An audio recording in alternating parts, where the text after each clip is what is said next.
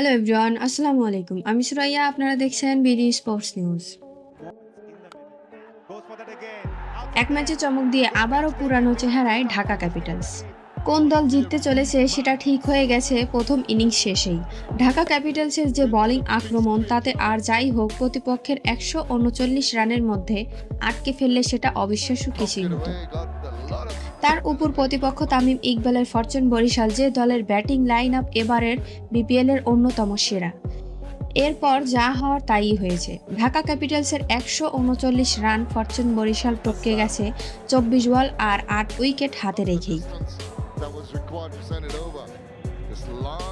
6 ম্যাচে বরিশালের একটি চতুর্থ জয়, আর ঢাকা ক্যাপিটালসের 8 ম্যাচে এটি তাদের সপ্তম হার। তাদের একমাত্র জয় সর্বশেষ ম্যাচে দুর্বার রাজশাহীর বিপক্ষে। সিলেটে লিটন দাস ও তানজিদ হাসান তামিমের সেঞ্চুরির সেই জয় এসেছিল রেকর্ড গড়ে। 149 রানের সেই জয় বিপিএল রানের হিসেবে সবচেয়ে বড়। আগের ম্যাচে প্রথম জয় তোলা ঢাকা আবার হারের ধারায় গেলেও একটা দিক থেকে কিছু হলেও স্বস্তি পাওয়ার কথা। তাদের বোলাররা অত্যন্ত আজ পিচে বল রাখতে পেরেছেন। আফগানিস্তানের অলরাউন্ডার ফারমান উল্লাহ শাফি নিজের প্রথম ওভারে যা শুরু করেছিলেন, তাতে আজও পিচের বাইরে বলের মিছিল শুরু হয়ে যাওয়ার শঙ্কা ছিল। তবে শেষমেশ ভালোই করেছেন। সেই ওভারে 10টি বলেই ওভার শেষ করতে পেরেছেন।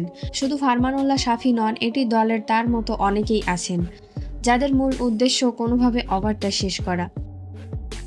থিসারা পেরেরা, চতুরাঙ্গা ডি সিলভা সেই ধারাবাহিকতা ধরে রেখেই বোলিং করেছেন। শুরুতে নাজমুল হোসেনকে হারানো বরিশাল তামিম ও ডেভিড ম্যালানের জুটি সুবাদে হেসে খেলে জিতেছে। 80 বলে 117 রানের জুটি গড়েছেন এই দুই বাঁহাতি।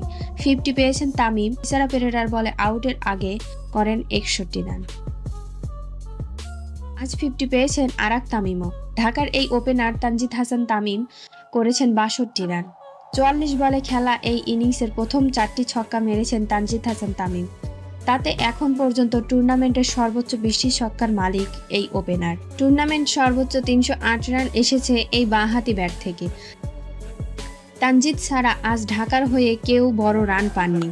গত ম্যাচে অপরাজিত সেঞ্চুরি করা লিটন দাস আজ আউট হয়েছে 13 রান করে। সাব্বিরের ব্যাট থেকে এসেছে 10 রান। ঢাকা যে কোনোভাবে 337 রান করেছে, সেটা এসেছে শেষ দিকে ফারমান উল্লাহ শাফির 16 বলে 22 রানে। তবে কি ঢাকা আর ঘুরে দাঁড়াতে পারবে না? আপনাদের কি মত? অবশ্যই কমেন্ট বক্সে জানিয়ে যাবেন। ভিডিওটি ভালো লাগে প্লিজ চ্যানেলটিকে সাবস্ক্রাইব করবেন। আজ এই পর্যন্তই। দেখা হচ্ছে পরবর্তী কোনো স্পোর্টস নিউজে। সবাই ভালো থাকবেন। আল্লাহ হাফেজ।